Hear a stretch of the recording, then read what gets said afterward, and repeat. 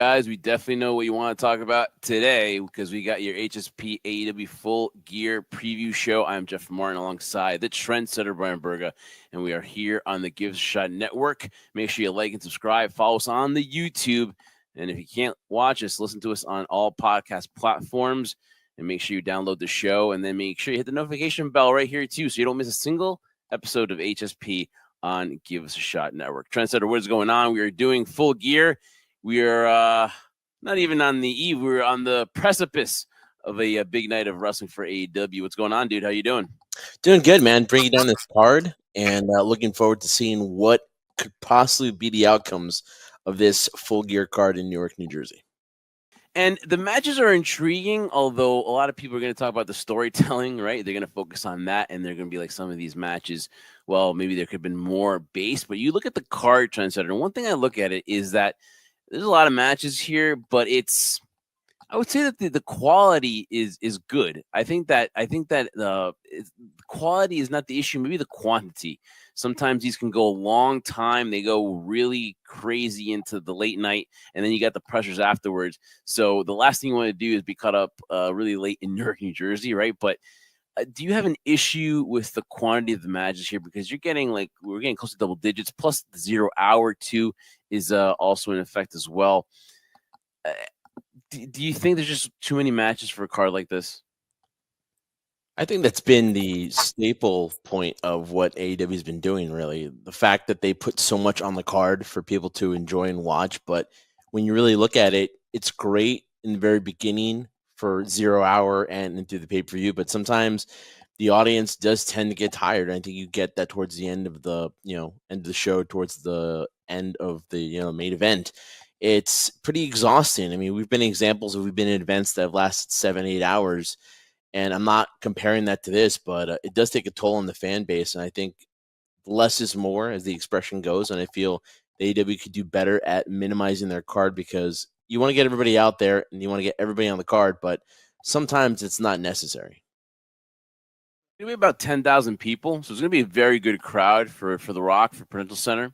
It really is a good venue. A lot of fans go to that, and last time we went to it was a well, not a jam packed house, but it was a good house. It's more than actually AEW's done in the live shows for Dynamite, Rampage, and Collision. So this is going to be a step up. They probably will get to 10,000 at Prudential Center. So that's good for them. It's good for business. It's good for them, and hopefully, there's going to be a huge turnout, and it looks like there will be. Trent, so let's start with Will Ospreay and Kyle Fletcher.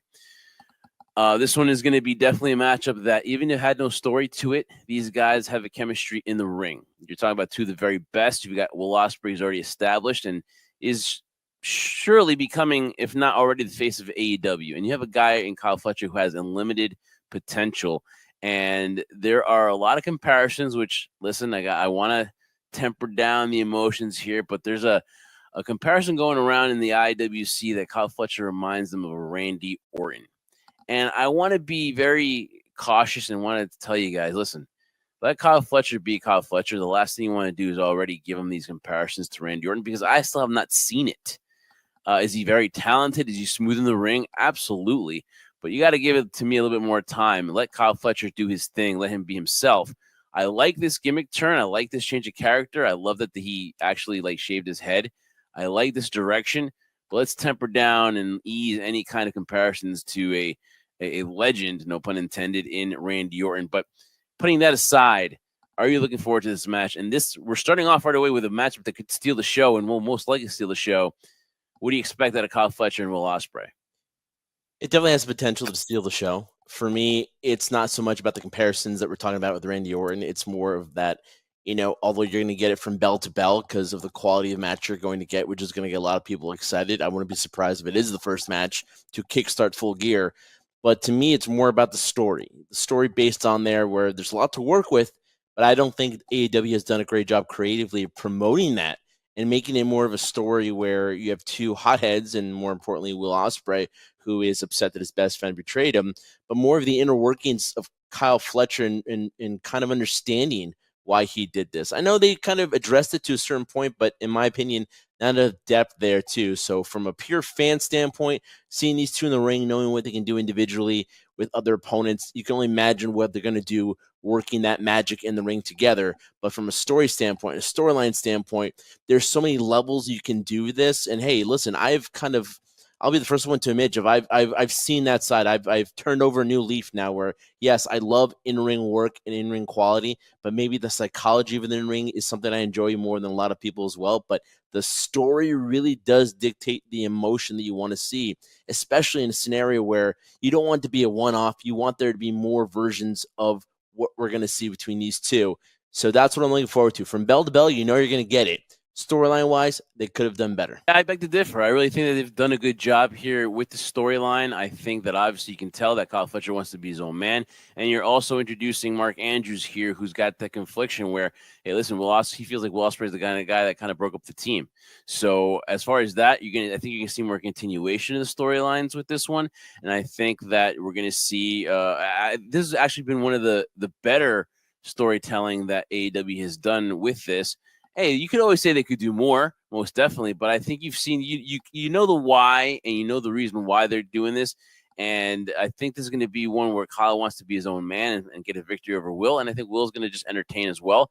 And then again, am I a fan of Mark Andrews? No, because again, I don't think they've told his story. Really. I think he just comes back and like you're like, okay, who is this guy to the novice fan, right? But I think as far as like where it's heading to, I think they've done enough to warrant this matchup. And I think this is the matchup that a lot of people are looking forward to. And hey, you know what? If it kicks off the show, it'll kick it off strong. At the end of the day, I think this will be Kyle Fletcher. I think Will Ospreay is a guy that is very giving. And I think he's probably going to be the one saying, hey, listen, we got to get Kyle over here. So I think I would not be surprised. And I'm going to go with an early upset pick here. I'm going to go Kyle Fletcher beating Will Ospreay.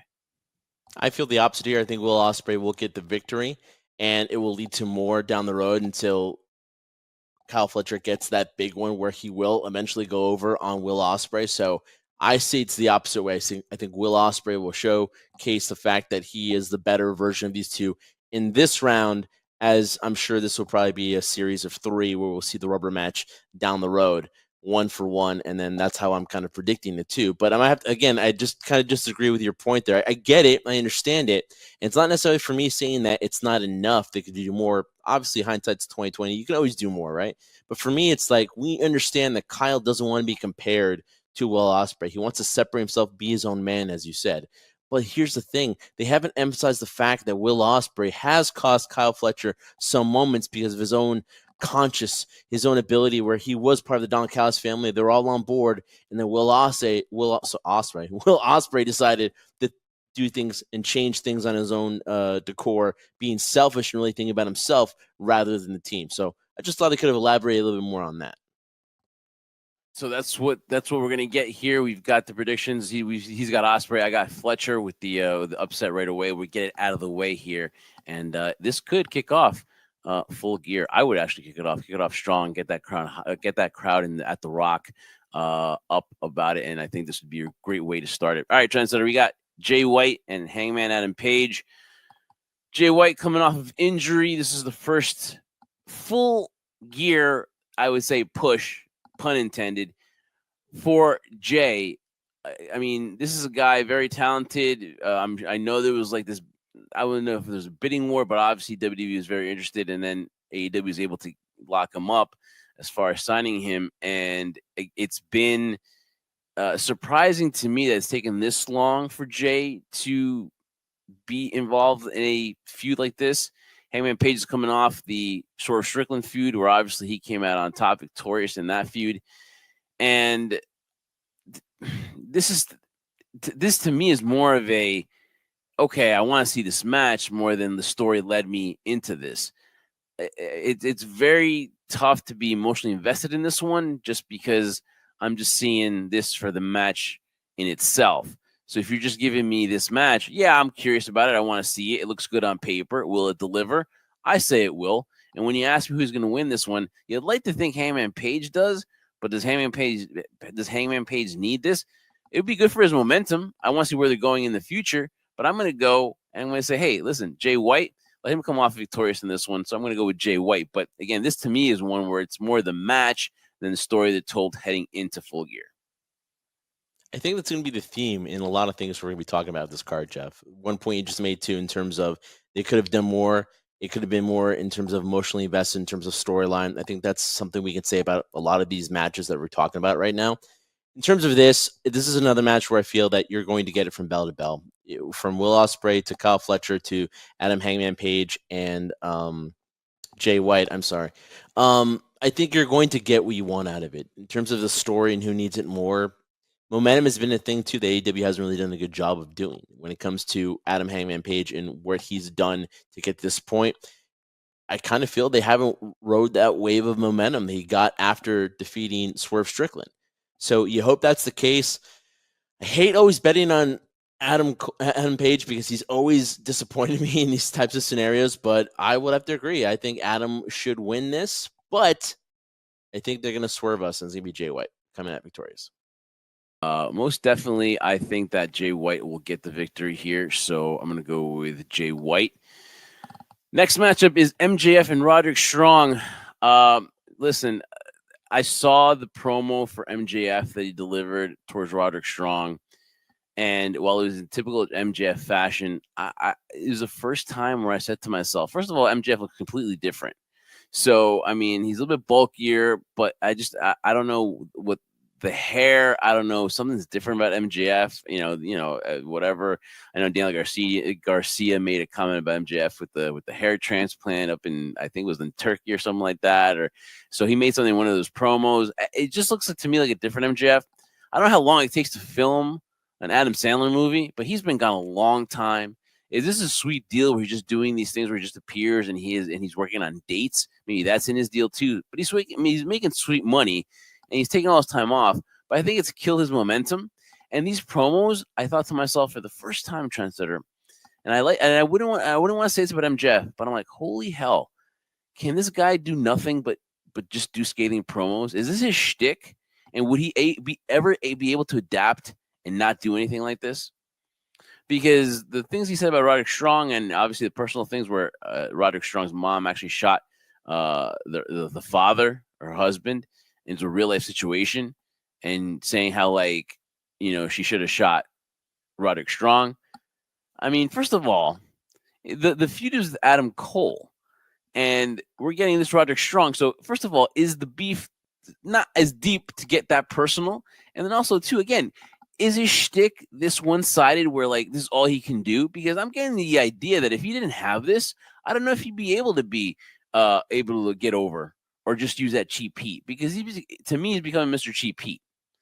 The match in itself, we know it should be Adam Cole. Why it's Roderick Strong, why this has been done this way, I have no idea. Obviously, Tony Khan wants to give us instant gratification, but we're not getting it in this. We're not getting Cole and MJF for some reason. I don't know. Will Adam Cole interfere? Possibly, but if it's just straight up, I'm going to go with MJF over Roderick Strong. And then Roderick Strong, to me, boy, how far they've just gone down since being Undisputed Era. I think Triple H squeezed all he could out of him, and then Vince was like, "Listen, they're not drawing. They couldn't even beat AEW. We had these guys, in NXT, and that's to me why they're not there anymore." And so, there's just so much into this, Trendsetter. MJF shtick. Why is Roderick Strong in there? And boy, how far the Undisputed Era has fallen to me in AEW. I wish I had an answer for all those questions you just asked. I'm sure a lot of fans wish they had an answer to all those questions you just asked because they are legitimate questions in terms of we're looking at Adam Cole and MJF. And it's so funny, like I described about this before, where it always seemed that to get to MJF, he had to jump through hoops to get to him, which was kind of a part of his shtick as well. You couldn't just get him straight up in one opportunity. It seems now that it's the opposite, which is weird because now we have Adam Cole as the babyface and MJF as the heel, and he's the antagonist, protagonist. It doesn't really work that way. And to your point about the shtick being kind of, I guess, to the point where we call it cheap heat, but let's be honest too, this has been what MJF has been known for his entire career. I just think now at this point, at this stage where we saw how he was when he first came into AEW, we saw this transformation of him as a face, and could he get over as a face in AEW? And I thought he did a really good job where it was still true to what the MJF character was, but at the same time, he showed a lot more of emotion. And then he turned again, and it really feels like he just went back. And in my opinion, sometimes, this is my view, that It might be the perception that, okay, I've done my shtick before, but now I need to go and even take it to the next level. I need to cross even more lines. And not necessarily in a scenario like this where, me personally, do I care really about the storyline? Again, one of the patterns we're going to do a lot when we're talking about this is the fact that we're looking forward to the matches, but the stories make absolutely no sense to a certain degree. And this is one of them. So I have MJF winning this one. But in terms of this story, how you're trying to kind of put it together really doesn't make a lot of sense.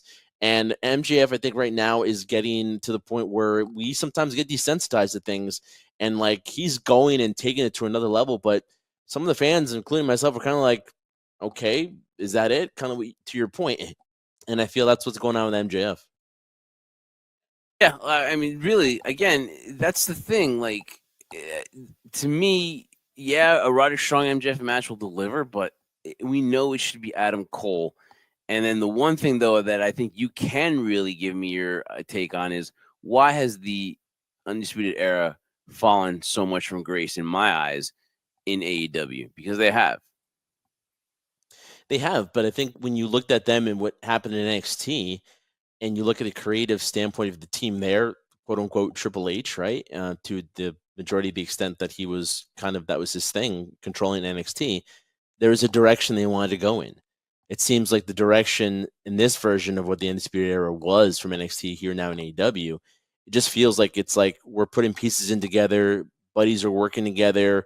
All right, this week we'll do that, and the next week we'll do this, and oh, by the way, oh yeah, we need to have this make sense. I think that's kind of where it's going right now. There really doesn't seem to be a lot of direction, which is a huge point, which I was never a caveat to it. I was always the one that said, let the wrestlers do their thing, let them try things. But sometimes you do need that voice of reason to say, no, this isn't going to work. We're going to do that.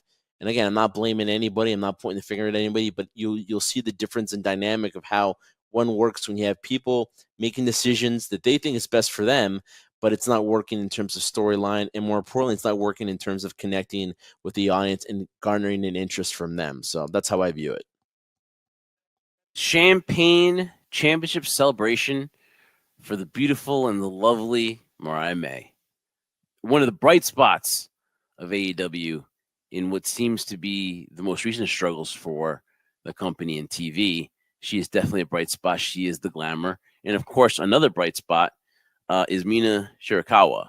And I can't get enough of these two. And finally, Mariah May will get her celebration in Newark in all of these places. Because she's always complaining how like these cities don't deserve celebration. But obviously, Mina changes all that. And she's got an unforgettable night planned for the AEW Women's Champion, which can only mean one thing, Trendsetter.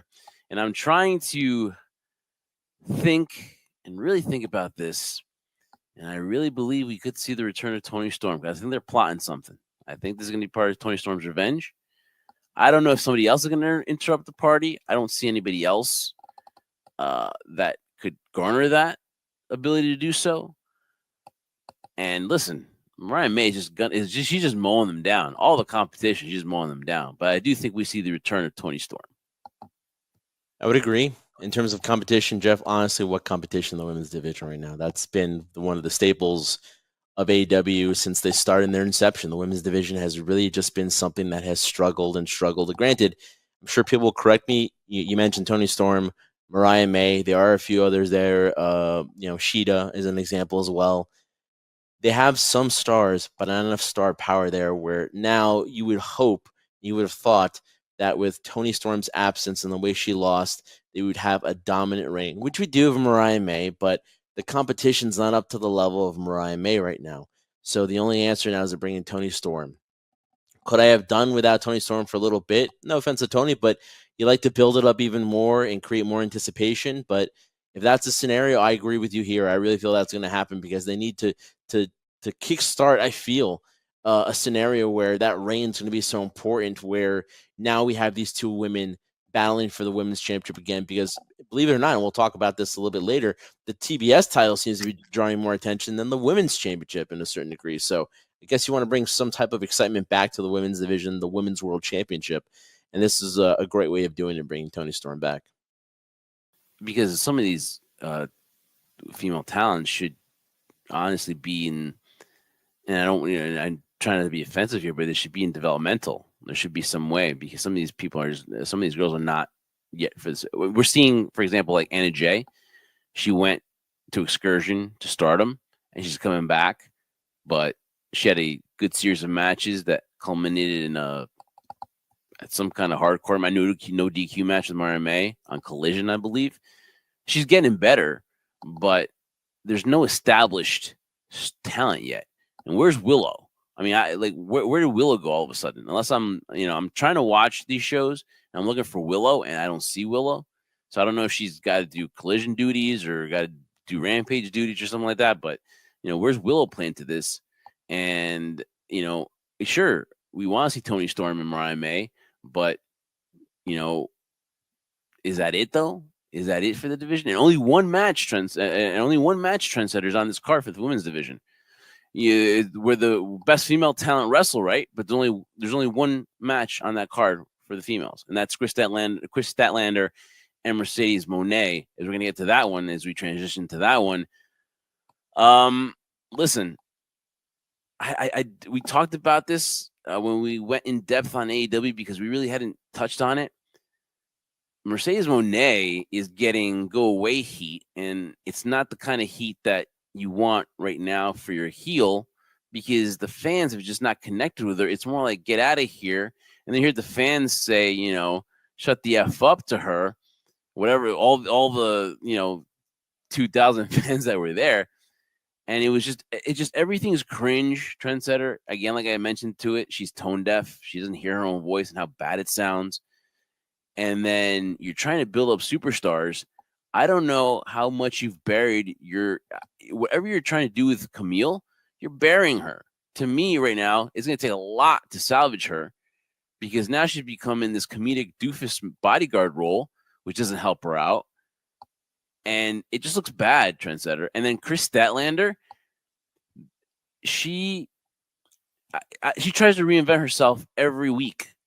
It's not consistent with what she's trying to do. And I'm just confused. And Chris Statlander, she's great. She's not beating Mercedes Moné. And it's just running down competition that you're going to just water it down. There's no longevity or there's no long feud here that's going to, if she just keeps mowing them down, she's going to go through all of them. And then what? It just, to me, this matchup here, it just makes no sense how it got booked. And there's no way Chris Statlander comes out victorious.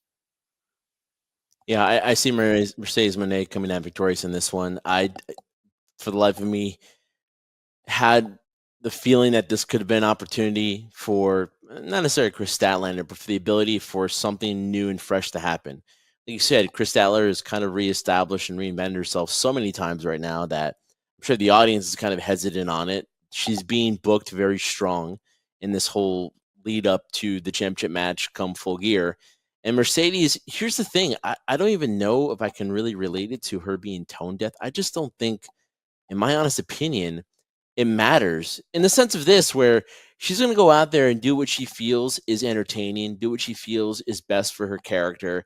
And she doesn't care what anybody else thinks. Again, she has creative control. She can basically do what she wants. And this is the end result of what you're getting. So you have fans, as many or a few as there might be in the arena, chanting, just go away. We don't want to hear from you. And I think she's just really enjoying it because in her mind, I feel that that's what I want. I want that reaction, let alone if there are crickets and nobody's responding, then there might be a different story. Who knows? Maybe they'll go in a different direction or try something different. Even to that extent, too, I don't think Mercedes would do it. She's like, I don't care what anybody reacts. I'm going to do what I want to do.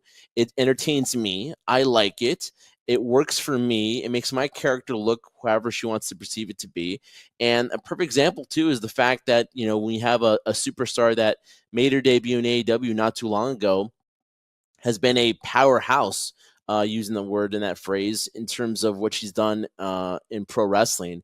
And Camille, to have her look now and devalue her to the point where she's, like you've said before in the past, a comedy act, I don't know how that helps anything, because if you really wanted it to do it the right way, she would be like this Big Daddy Cool Diesel, the muscle from Mercedes Moné to squeak victories out of.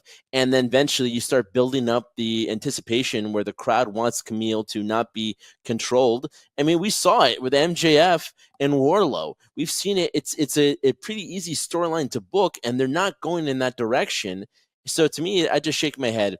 To your point, not to continue on any further with this, though, I don't think Chris Statlander, as much as I do like her, and I think she's very talented in the ring, in this scenario, similar to what we talked about before with Mariah May in the women's division, there's just so weak competition. Willa Nightingale, where is she, right? I mean, you have women that can go. Why aren't we using them? And that's what confuses me about this women's division. That's what confuses me about the women's championship and the TBS championship. And so this one, I see Mercedes coming out victorious as always.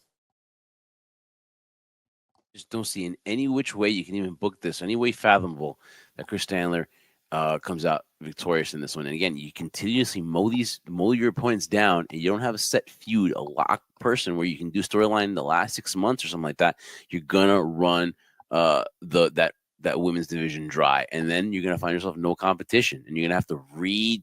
It makes your job harder when there is no long-term storytelling, because you just have to come up with opponents, and that's why you have to tell a better story. And Camille, she doesn't even look happy. I mean, either she's doing a good acting job, but you can tell it's laborious for her to be there.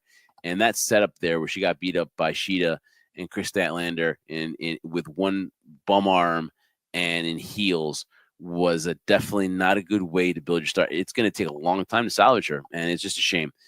If they can. Private Party with the biggest win being the Young Bucks becoming the AEW Tag Team champions, and they're going to be involved in a 4-way matchup against the Outrunners, our very personal favorite, the Acclaimed, and the Kings of the Black Throne, whatever they want to call themselves. Malachi Black and I almost said Bronson Reed, Brody King. I almost said. Listen, I like the Outrunners gimmick. Reminds me of two people that we the Outrunners gimmick is funny. And I could give two bleeping F's about Brody King and Malachi Black. And a side note, he's going to come on social media after he hugs Adam Cole and just kills the business by having, being a heel and shaking Adam Cole's hand. And then people actually give two flying bleeps about you and ask if you're leaving the company. And you have the gall to come on Instagram and be like, guys, I'll say this. Everyone's saying about, you're lucky people are even talking about you. That's how far you've fallen from anything. That's how bad you are right now. And the fact that WWE would even be interested in you, for what? Whose spot are you going to take over there? And the fact that people are actually talking about you and you're getting all butthurt because, guys, you guys like to talk about my career and I'm not leaving. Good. Stay in AEW. For all I care, stay there. You're a nice guy, whatever like that, but you're purposely having people talk about you, the IWC, and we see what you're doing, and then you come all upset that, why I'm in AEW. I don't understand why. You got them talking, and that's the closest anyone's talking about you or House of Black. When honestly, I don't see him as a factor. I see him as just bodies there. Private Party, it's their first title defense. I see them winning this. I love for the Outrunners to do it because I like what they're doing.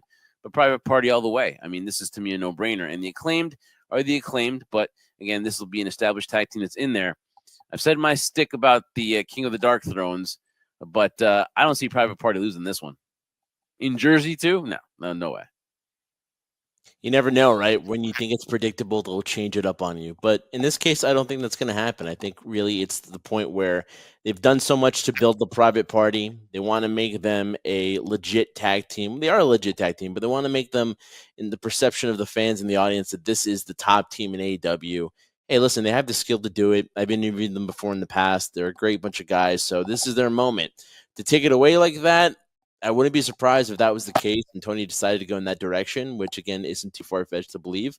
But I don't think it's going to happen here. I think it's going to be basically what we've seen before, where it's going to have the scenario where you're going to have this tag team division, which similar to the women's division is kind of, you know, running out of talent, running out of pools. You have established teams in there, and then you have a team that's trying to make a name for itself as well.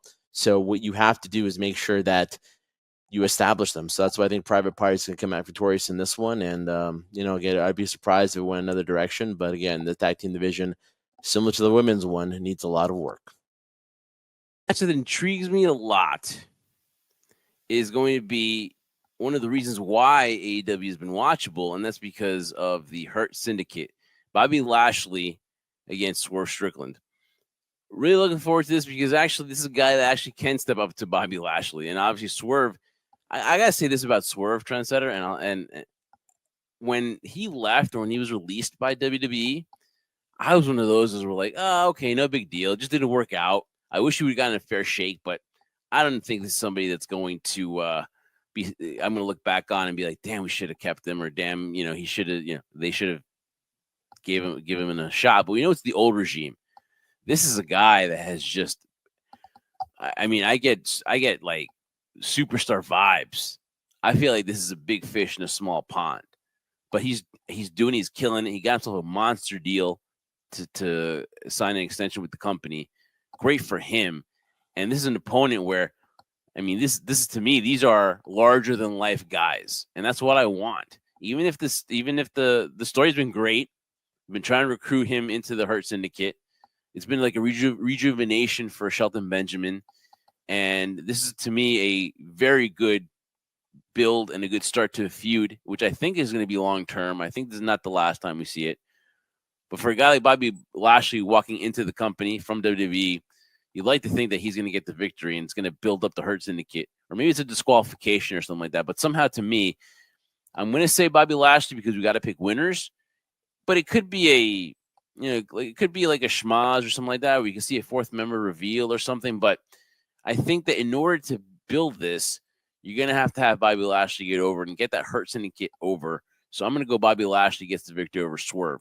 You wish Swerve hadn't lost a lot before, but his star is not going to burn out because he loses to Bobby Lashley. So that's why I got Bobby Lashley beating Swerve at Full Gear. Well, Swerve knows where he's at. Can you hear me? Yeah. All right, because I'm getting an echo right now. It started with a let go, and then it went away. All right, 3, 2, 1. Well, if Swerve knows where he's wrestling at, and they'll be in New York, New Jersey, I think to your point, it's going to be a great match. To your other point too, in terms of somebody that WWE let go, and was a diamond in the rough in terms of had a lot of potential. Just under old regimes, it didn't work out. He is a star in AEW, but the thing that always begs the question is the fact that he's a big star, but now he's in the feud right now, which I know it's taking him away from the AEW Championship because now they're in their own story on top, and he doesn't want to get lost in the shuffle. With this, it does garner a lot of credibility for the fact you are bringing an XW star as popular as Bobby Lashley was, and the amount of success that he gained in WWE as being a former WWE champion. So I kind of have the opposite here too. I feel like when I try to analyze and kind of think of where the logic goes with AEW, they don't like their stars to lose to probably ex-WWE guys in this sense too, where like he had a gigantic beating, a huge loss in terms of what he had with Adam Hangman Page in that match. And so this kind of takes up his confidence. I don't think Bobby Lashley losing this one will damage him. It only builds up the fact that now the Hurt Syndicate is going to want to get more revenge and really end and ruin and damage Swerve Strickland. So I have Swerve coming out victorious in this one. So because I have a difference of opinion there, it could go either way. You're right, because I do feel uncomfortable of Swerve losing a lot as he has, as far as like as far as pay-per-view matches. I can still say pay-per-views here because these are not PLEs. But yeah, I see your point, but I'm just gonna still stick to the fact that they want to build the Hurt Syndicate more. So I'm gonna take Bobby Lashley. But again, it could end in this. I could see this matchup end up in a DQ or something like that, where you don't get a true winner. But if you have to pick one, I would take just Lashley in that one. All right, Trendsetter. This here is a matchup of the pillars of AEW, the little guys, if I were gonna say, Daniel Garcia and Jack Perry for that so coveted TNT championship from one more unbelievable guy to another unbelievable guy. I have a lot to not really a lot to say. We know how I feel about these two. If any, you, man, oh boy. All right, I don't believe in any of these two. I don't believe the push that they're giving Daniel Garcia. Again, and this is not anything personal. This is just what I see. We talk about two guys that are larger than life, and Swerve and Bobby Lashley, the two guys that to me, I'm like, okay, you're putting them in this spot. Daniel Garcia resigns with AEW, and now he is the face of this anti whatever Moxley and company are doing, and I just don't believe it.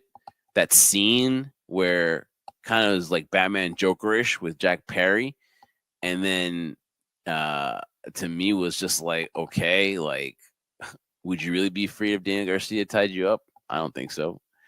Jack Perry is just again miscast, and Daniel Garcia is actually bigger than Jack Perry, and you believe that he can manhandle Jack Perry. To me, this is I don't know. It seems like now they've taken the bloom off Jack Perry. He's alone because the Young Bucks have taken a sabbatical, and now he's on his own, the scapegoat. And now Daniel Garcia seems to be the guy they're pushing. So I'm going to say we're going to have a new TNT champion. Just the way I think that they're leading us up to this. And I'm going to say Daniel Garcia wins. But honestly, to me, these are two most, and I'm not saying unbelievable in a wow, they're unbelievable. How they're not believable as wrestlers to me, or being put in this spot. So I'm going to say Daniel Garcia gets the victory and becomes your new TNT champion. I can't remember the last time you've been at a loss for words than you are right now talking about this. And I'll keep it short and simple right now. We do know and understand from a standpoint of why Danny Garcia is in this position. They made it a big deal that he was a free agent. He had a rivalry, very personal rivalry with MJF. They come back and, they put him off TV due to a neck injury. He's coming back. And he has that promo, which is the promo I guess they really wanted for Danny Garcia to say that he chose AEW because of all the people that were gunning after him. He chose to stay in AEW because this is where the best wrestle. So you know why they're doing this, why they're paying them. They see a lot in Daniel Garcia. So with that being said, with Jack Perry in the scenario here too, they want a situation with Jack Perry now not having the Young Bucks at his side. I see it the opposite way. I feel they're putting Daniel Garcia in the situation because he's going to be the chaser. He's going to chase and chase. And when you have an individual and a character as Jack Perry that you so badly want to see him lose, they're not going to give it to you until they're ready to give it to you as well. So I think Jack will retain the title, and this will be just a continuation of Daniel Garcia chasing that awaited first championship in AEW that he wants so badly. They will continually build it. If it were me, that's what I would do because, again, you want it to mean more. You don't want it to happen in the very first opportunity. You want him to work for it, and that's what's going to happen. Jack Perry will come out through, he'll cheat. He'll scheme his way out of it, but he'll walk out of New York, New Jersey, still the TNT champion. I think that the bloom has come off the rose. I think that Daniel Garcia now is his guy. So I think that we're going to see Garcia take it. And for God's sakes, I hope that you're wrong because I don't want to see more than one match here. So well, for God's sake, you are going to. So I hope you're wrong about this one. And good Lord, I think that Daniel Garcia has just become Tony's guy over Jack Perry. So I'm going to say that Garcia wins. And hopefully you're wrong in this one, Trendsetter. I really don't ever root against you, but in this one, I'm rooting against. My prediction comes out on top over yours. All right. This one is going to get me in trouble, Trendsetter, because I listen to a lot of Jim Cornette, and he has poisoned my mind. So if I butcher his last name, then I'm sorry. I'm just a Cornette guy. So I'm on the omnibus, and I listen to a lot of him. Here you go. Let me go to my notes so I can get the pronunciation. I know Ricochet's in this one. Ricochet for the International Championship against Konosuke. And I'm not going to say the last name because it's going to come out as take a you know what.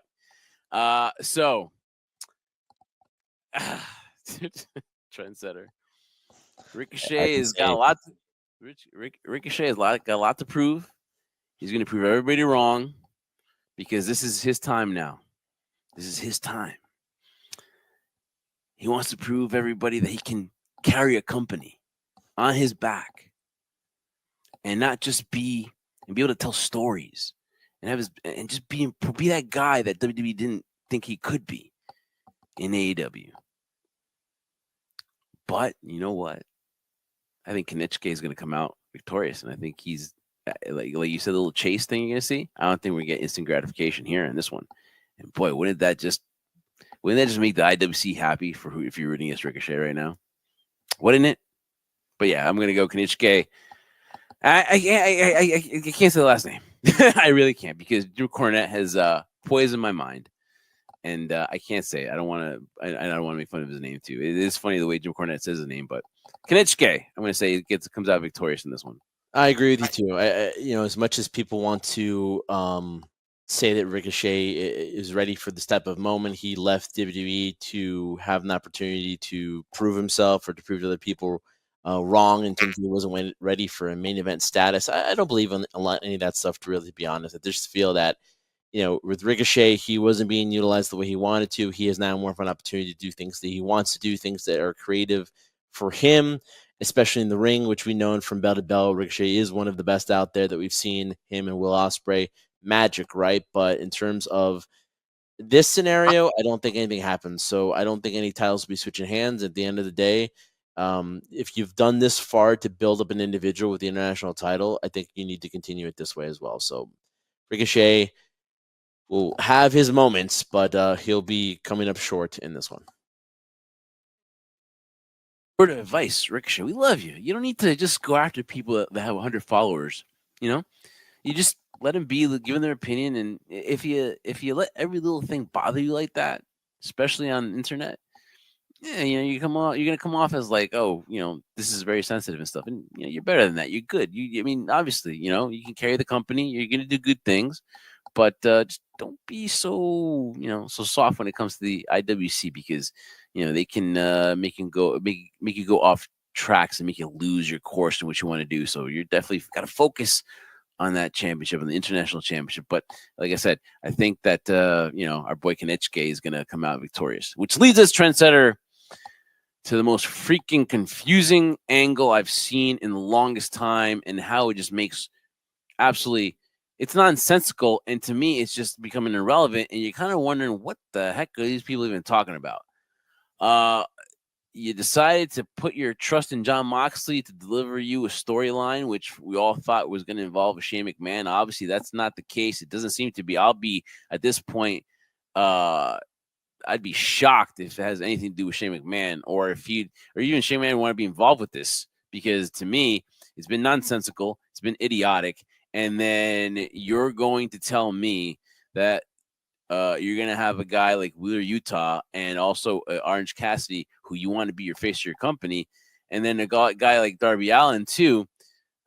I mean, I don't know what they're doing. Obviously, I know what they're doing because they want to push these guys, but everything is just so miscast. And then it just shows you give Jon Moxley, you trust him with this, you get all this nonsensical BS. Claudio, I mean, he's a good guy, but again, it's got the personality of a shoebox, and then they're all miscast. I mean, Pac, Mina Shafir, I don't know. It's, to me, this is like this.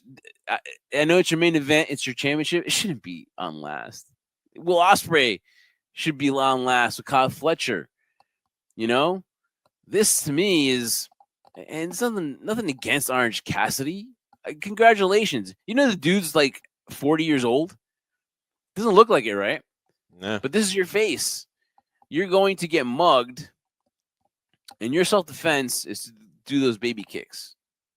And that to me was just puzzling. And, I just, and good wrestlers too, by the way. And there's actually good wrestlers on air that actually like this. Boggles my mind. But again, you're gonna ask me a winner, right? That's why we're here for, to do a preview show and prediction. Jon Moxley's got to win. Why would Orange Cassidy win so early? But you know what? They could have Orange Cassidy win this, and we'd be like, why? But Moxley will come out victorious. But obviously, my enthusiasm has been taken down several notches in the last two matches that we preview, Trendsetter. And I just don't want to kill the vibe of the show, but this is what you give me. This is the angle, and I am not even emotionally invested in any of this. Try to make it make sense for me how this feud actually makes sense to me. What are they even talking about on a weekly basis with their promos that are just riddles of like I don't even know. I don't even know. Make it make sense. Wow, Jeff, tell me how you really feel, man. Don't hold back, Bad, dude. dude. This is really bad. This is Listen, just it's been a frustrating card to talk about. Without, I mean, I've tried to give enthusiasm for it. I've tried to listen. One thing I want to make clear is that as difficult as it is to talk about this card for me, and obviously for you as well. You could definitely tell through your emotion, and you're trying to garner interest in it too. But it's just very difficult sometimes because it's missing something. But listen, I try to look at the perspective of what AEW is trying to do. It's not the easiest thing, but I can kind of tell what they're doing. It doesn't take a genius to figure it out. That when you look at guys like Darby Allin, guys like Daniel Garcia, even Jack Perry, I'll include in this one as well. And then you look at in this scenario, Orange Cassidy. For some reason, and only the person that can give you the reason and whether it makes sense to you or not is Tony Khan and creative. They feel like these guys are what we want. They're not going to be comparable to what you see on TNA, what you see on WWE programming, what you see in MLW, what you see in New Japan Pro Wrestling, and the list goes on and on. They want to be different, right? They value something in these individuals because, let's be honest, despite the fact that you and I might differ in terms of what they provide or what they offer in terms of having that it factor, which nobody can ever define, right? But you kind of sense it, or them being these multiple these global superstars from all over the world. For some reason, they have garnered some type of connection with the audience. The audience likes them. the Not wanting, AEW audience likes them. yes, but again, that's the audience that Tony Khan has said from Oh, time then to that's time, then that, and every interview, that's the only thing that matters to him is to make the AEW audience happy. And this is the result we get. So in this scenario here, and I'll make it short now because again, I was trying to kind of give a synopsis of the feeling of this breaking down this card, which is in a sense frustrating because you see talent on the roster, but it's not being utilized the way you want to be utilized, and stars you think they're stars or you don't think are stars are being used in scenarios that make no sense. But here we know what's going on. Orange Cassidy, Darby Allin, and the list goes on and on for the individuals that they're trying to stop this this takeover of AEW, and they want to protect it, similar to what we saw during the Attitude Era, and again, the era where it was WCW fighting against the NWO, these outsiders type of thing, and that's what you're getting here. It's not to the level of that version because again, different age, different era, but that's what they're trying to do. I commend them in trying to do it, but again, you A for effort, I guess, but in terms of performance, in terms of execution, it's an F in my opinion. And so for this, if we're going to just break down the card and pick out a winner, I feel Jon Moxley is going to come out victorious because here he is establishing a stable. He's establishing a type of new way of something taking over AEW and giving it a new version. And he is the head on the snake, as they call it, right? And so you cannot do the scenario where Orange Cassidy comes out victorious in this. I don't care what anybody talks about. It doesn't make any sense. If you're going to build long-term storytelling, I said it correctly this time, that's what you have to do. So I have to give them effort that they're trying to give you that type of storyline. It doesn't make sense when you're breaking everything down. No, it doesn't. So at the end of the night, when it's all over and the crowd is purely exhausted from watching so much wrestling, it's going to be Jon Moxley come out victorious in this one. and obviously after what they did to Brian Danielson, obviously you got to build momentum to this heel group, this heel faction. Uh, but again, I think it's just completely miscast. I I commend them for identifying their stars and wanting to push younger talent because that's what you have to do. You can't keep signing other new people, you know, because you have to develop your stars in order for the world to go round and round in your company. It's just that the believability of these stars and how you put them in, you got to have them grow up. Orange Cassidy's got to have some kind of an edge to it, even though you might not believe in him, even if he had an edge to him. You got to get him off this dopey stuff that he does. but just by changing his gear to black and denim from denim is not going to do it. So I think that if you're going to build a star, build them the right way, build them at least get them out of that indie thing. No pun intended to that, because I don't want to be offensive like that. But you got to get them out of that mold, out of the hands in the pockets, out of the just the lackadaisical Orange Cassidy, because you're fighting for something. You're fighting for AEW, right? And again, those hostile takeovers when you take over a company, to me, are very desperate kinds of angles. You saw WWE try it because they tried to do an invasion thing, and that was, did they really need to do it? No, because they didn't have their big stars. They're not using big stars here. The Ospreys, the Swerve Stricklands, they're not involved in this. They're not fighting for the company. So why would these these guys that are on the bottom, lesser tier than the main stars, why should they be fighting for the company? I don't get that. If the company is important, and Tony Khan should be kayfabe in this too, and he should be like, well, we have these guys taking over, but when you're sitting back and you're talking about, it's like you're sitting back and you're just watching your company, and you wouldn't do that either. So it's just very weird, trendsetter, and hopefully the storyline gets better, and hopefully the ratings do, because obviously when we were into AEW, we could tell you what was going on left and right here and there. To tell you, to be honest with you, and say that we watched Rampage and Collision, no. And obviously the numbers say so. So when we're sometimes trying to wing it here, or we're trying to show the energy, look where the energy went from Ospreay and Fletcher, which is, we were talking about opening the show, which could main event the show. And then we got down to the main event, and we got Moxley and Orange Cassidy. And besides the 600,000 people that watch AEW, who else is excited about that? I might just leave. I might just leave before. You know what I mean? Like, that's to me how, like, I'm just not into that storyline or that angle, because I just can't believe it. And then you were talking about guys, like we talk about Wheeler Utah too. The guy could gain 100 more pounds. He's not gonna. His personality and his charisma. I got more in this pen it's right next to me than Wheeler Utah does. And it's just plain, you can't learn charisma. And sorry, it's not ingrained into you. So I mean, that's just it with the storyline. That hopefully it gets better, because we want AEW to do better. We talked about it last episode of what AEW can do better, and hopefully you see them taking the steps. You just wish, kind of like, all right, you wouldn't do such certain things with these kind of guys, but more power to you if you can get these guys over. But again, you're just targeting your AEW crowd, like we were talking about before, Trendsetter. But what are you going to do? But it's still going to be, I mean, it's still going to be a good show. So definitely, yeah. So, but yeah, just underwhelming main event for me, Trendsetter. Really is. And I want to end it on that note. But go enjoy Moxley and Orange Cassidy. If it's not for you, you got like Fletcher, and you've got Ospreay, and then you've got the tag team 4-ways too. So there will be something for everyone at the Rock at Prudential Center for Full Gear, guys. All right, so Trendsetter, that's it. That's our preview show. Enjoy it. We'll come on with the post show for Full Gear. We'll talk about that. Make sure you tune in for that on our IG Live. Make sure you follow us on all our social media at iSpot Podcast, and also make sure you give us a shot and listen to and watch us here on the Give a Shot Network. Like and subscribe. Follow us on the YouTube. Hit the notification bell so you don't miss a single episode of HSP. If you can't watch us, listen to us. We're available on all podcast platforms. That's right, on Apple, on iTunes, and on Spotify, iHeart. So make sure you check us out there, Trendsetter. Good to always see you, man. Full Gear in progress. Next week, you got Survivor Series, so it never ends. But glad we could do this Full Gear preview for you, the crew.